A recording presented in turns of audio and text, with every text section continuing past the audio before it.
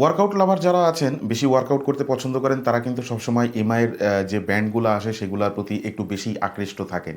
তো MI band 7 এর যে রিভিউটা সেটা আমরা আমাদের চ্যানেলে মনে হয় করছিলাম ৩ থেকে ৪ মাস আগে। তো আজকে আমরা যে ব্যান্ডটা রিভিউ করব এটার মডেল হচ্ছে এমআই ব্যান্ড 7 প্রো। তো যেহেতু এখানে প্রো লেখাটা থাকছে সেহেতু এখানে ফিচার্স হিসেবেও প্রো কিছু ফিচার্স আপনারা পেয়ে যাবেন। সেই সাথে এটার ডিজাইনটাও কিন্তু প্রো কোয়ালিটির। তো সেটা নিয়ে আজকে কথা বলবো, খুঁটিনাটি যা যা থাকছে সব কিছু নিয়েই কথা বলবো। ভিডিও শেষে অবশ্যই জানিয়ে দেবো এই ব্যান্ডটার ভালো দিক খারাপ দিক এবং কাদের জন্য এটা ভালো হবে, কাদের জন্য ভালো হবে, কারা কিনবেন না কারা কিনবেন, এগুলো নিয়ে আর কি। তো ভিডিওটি অবশ্যই শেষ পর্যন্ত দেখার অনুরোধ রইল এবং সেই সাথে যারা এখনও পর্যন্ত চ্যানেলে নতুন আছেন, চ্যানেলটিকে সাবস্ক্রাইব করেননি, এখনই সাবস্ক্রাইব করে ফেলুন, পাশে থাকা বেল আইকনে প্রেস করে রাখতে পারেন।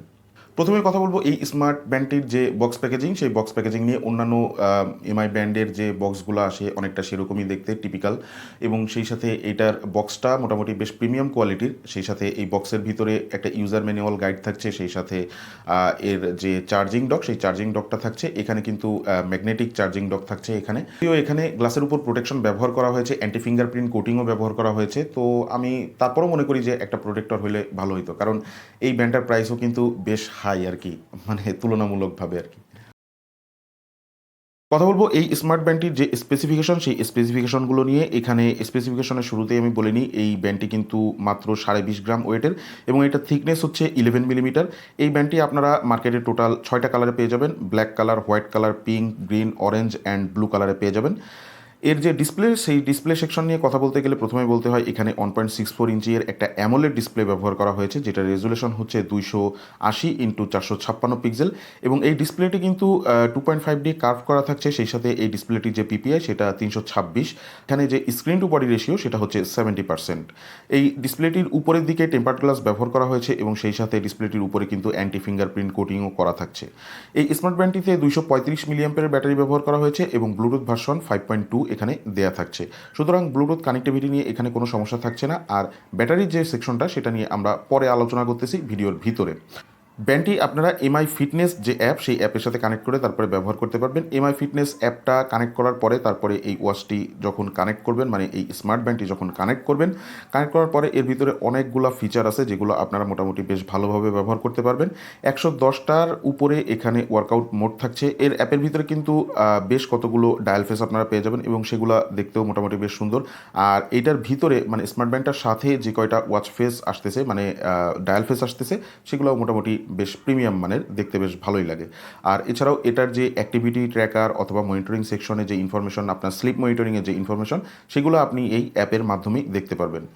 আমি একটু বলে নিই এখানে যে আপনারা যারা এই অ্যাপটা কানেক্ট করবেন, মানে স্মার্ট ব্যান্ডটি যখন কেনার পরে কানেক্ট করবেন, যদি আপনার স্মার্ট ব্যান্ডটি চাইনিজ ভার্সনের হয়ে থাকে তাহলে সেক্ষেত্রে কিন্তু আপনার যে কান্ট্রি অথবা রিজিয়ন সেখানে চায়না সিলেক্ট করতে হবে। আদারওয়াইজ আপনি কিন্তু আপনার ব্যান্ডটা যদি চাইনিজ ভার্সনের হয়ে থাকে তাহলে সেক্ষেত্রে আপনি কোনোভাবেই অ্যাপের সাথে আপনার ব্যান্ডটা কানেক্ট করতে পারবেন না। আর যদি চাইনিজ ভার্সন না হয়ে এটা যদি গ্লোবাল ভার্সনের হয়ে থাকে তাহলে সেক্ষেত্রে আপনি যে কোনো রিজিয়ন সিলেক্ট করে তারপরে অ্যাপের সাথে এটা কানেক্ট করে নিতে পারবেন। এছাড়াও এখানে আপনারা all day heart rate monitoring, all day blood oxygen monitoring, এগুলো সুবিধা তো পাচ্ছেন। যে ফিচারগুলো যেমন do not disturb, alarm, timer, flash লাইটের যে অপশনটা সেটা পেয়ে যাচ্ছেন। ওয়েদার ইনফরমেশন আপনারা এর মাধ্যমে দেখতে পারবেন। আপনারা কিন্তু মিউজিকও কন্ট্রোল করতে পারবেন। সেই সাথে আপনার মিউজিকের যে ভলিউম আপ অ্যান্ড ডাউন সেগুলো আপনারা এখান থেকে কন্ট্রোল করতে পারবেন। Last but not the least, এখানে লাস্ট আরেকটা ফিচার নিয়ে কথা বলবো। এখানে কিন্তু বিল্ট ইন অ্যালেক্সা ফিচারটা দেওয়া থাকছে। সুতরাং আপনারা ভয়েস কমান্ড করে আপনারা যে কোনো কিছু এখান থেকে মানে যদি অপারেট করতে চান এই স্মার্ট ব্যান্ডটি, সেক্ষেত্রেও আপনারা সেটা করতে পারবেন। কথা বলবো এই স্মার্ট ব্যান্ডটির যে ইউজার এক্সপিরিয়েন্স, সেই ইউজার এক্সপিরিয়েন্স নিয়ে কথা বলতে গেলে প্রথমেই বলতে হয় এটা আসলে হাতে পড়লে বেশ প্রিমিয়াম মানে লাগে। তবে আমার একটা জিনিস খারাপ লাগছে যে এটার যে বডিটা এটা কিন্তু প্লাস্টিক মেড। শুধুমাত্র এটার যে মানে যে ব্যান্ড দুইটা লাগানো হয় ওই লাগানোর জায়গাটা খুব সম্ভবত মেটাল ব্যবহার করা হয়েছে, বাট বাকি পুরোটাই কিন্তু প্লাস্টিক মেড। আমার কাছে এই জিনিসটাই খারাপ লাগে যে এত দাম দিয়ে একটা জিনিস কিনতে হবে, সেই জিনিসটার মানে বডি প্লাস্টিক মেড কেন হবে। আর এটার নিচে যে মানে কোটিংটা ব্যবহার করা হয়েছে, মানে স্মার্ট ব্যান্ডটার নিচের দিকে যে রাবারের মতন একটা ফিনিশিং ব্যবহার করা হয়েছে, রাবারের মতন না, জাস্ট খসখসে একটা ফিনিশিং ব্যবহার করা হয়েছে।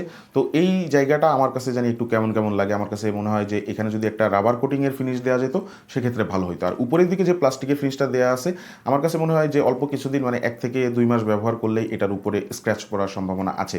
বাট যে ডিসপ্লের উপরে স্ক্র্যাচ পড়ার সেরকম কোনো সম্ভাবনা নাই। আর এটা যে ওয়ার্কআউট মোড, অ্যাক্টিভিটি ট্র্যাকার এবং মনিটরিং সেকশনের রেজাল্ট নিয়ে যদি কথা বলি তাহলে সো মাচ ইমপ্রেসিভ ছিল, খুবই ভালো মানের রেজাল্ট প্রোভাইড প্রোভাইড করে, যেটা আপনি মোটামুটি অ্যাকুরেট না হলেও মোটামুটি 98 থেকে 99% পর্যন্ত অ্যাকুরেট আপনি ধরতে পারবেন, মানে বলতে পারবেন। আর এছাড়াও এটার আদার্স যে ফিচারগুলো, যেমন ডু নট ডিস্টার্ব, তারপরে অ্যালার্ম, অথবা ভিতরে যে আদার্স যে ফিচারগুলো আছে, এগুলো মোটামুটি ডেইলি লাইফে বেশ কার্যকর, যে যার মতন ব্যবহার করে। মোটামুটি সব কিছু মিলে এটা বেশ রেসপন্সিভ ছিল। তো বলবো এই স্মার্ট ব্যান্ডটির ভালো দিক এবং খারাপ দিক, এই দুইটা সাইড নিয়ে আমি প্রত্যেকটা রিভিউ ভিডিওতেই এটা নিয়ে কথা বলি, কারণ বলতে হয় আমাকে।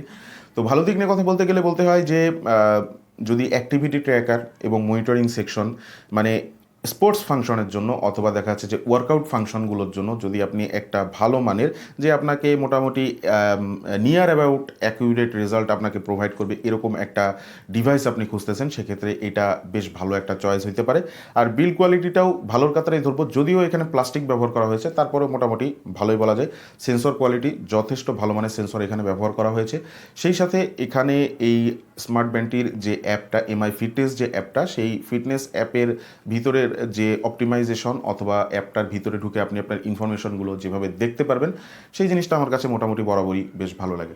আর এটার খারাপ দিক নিয়ে কথা বলতে গেলে বলতে হয় যে আসলে সত্যি কথা বলতে প্রথম খারাপ দিক যেটা, সেটা হচ্ছে যে এই স্মার্ট ব্যান্ডগুলোর যে সাইজ, মানে এই সাইজটাই আমার আসলে ভালো লাগে না। যদিও ব্যান্ড 7 প্রোর যে উপরের পোর্শনটা, এটা মোটামুটি বেশ চওড়া, তারপরেও আমার কাছে আরেকটু চওড়া হলে বেশি ভালো লাগতো। আর দ্বিতীয়ত এটা যে প্রাইস, এটার প্রাইসটা প্রায় 6,500 থেকে 7,000 টাকার মধ্যে আর কি বাংলাদেশের বাজারে বর্তমানে পাওয়া যায়। তো আমি মনে করি যে প্রাইসটা একটু বেশি হাই। এখানে কিন্তু কোনো কলিং ফিচার টিচার কোনো কিছুই থাকতেছে না, জাস্ট মানে প্রাইসটা 7,000 টাকা, তারপরেও আবার মানে প্লাস্টিক মেড। তো এই জিনিসটাই আমার কাছে খারাপ লাগে, যে এটার প্রাইসটা আমার কাছে মনে হয় যে বেশি। আমি মনে করি যে এটার প্রাইস আসলে 4 থেকে 5,000 টাকার ভিতরে থাকাটাই সব থেকে বেশি শ্রেয়। আরেকটা খারাপ জিনিস যেটা হচ্ছে যে আমার কাছে একটু, আমার নিজের কাছে খারাপ লাগছে, সেটা হচ্ছে যে অ্যামোলেড ডিসপ্লে এখানে ব্যবহার করা হয়েছে, বাট এখানে আমার কাছে যে ডিসপ্লের যে ফাংশনের যে আইকনগুলো, যে লোগোগুলো, সেই আইকনগুলো আমার কাছে কেমন জানি একটু ফ্যাকাশে ফ্যাকাশে লাগতেছিল। অন্যান্য অ্যামোলেড ডিসপ্লে স্মার্ট ওয়াচের ক্ষেত্রে আইকনগুলো যতটা রিয়েলিস্টিক এবং যতটা অ্যাডভান্সড লেভেলের লাগে অ্যামোলেড ডিসপ্লেতে, বাট এইটার ডিসপ্লেতে এর যে আইকনগুলো, সেই আইকনগুলো আমার কাছে মানে একটু ফ্যাকাশে ফ্যাকাশে লাগতেছিল, অথবা আইকনের ডিজাইনগুলো মানে রিয়েলিস্টিক অথবা ফিউচারিস্টিক লাগতেছিল না। তো এই জিনিসটা আমার কাছে আর কি খারাপ লাগছে। তো এই স্মার্ট ব্যান্ডটি আসলে আমি বলবো যে কারা কিনবেন না, আমি এক কথাই বলে দিব, যারা আসলে ওয়ার্কআউট করতে বেশি ভালোবাসেন তারা এই স্মার্ট ব্যান্ডটি কিনবেন। এবাদে যারা মানে ঘড়ির জন্য কিনতে চাচ্ছেন অথবা নতুন স্মার্ট ওয়াচ কিনতে চাচ্ছেন, আমি মনে করি যে তাদের এদিকে আসার কোনো প্রয়োজন নাই।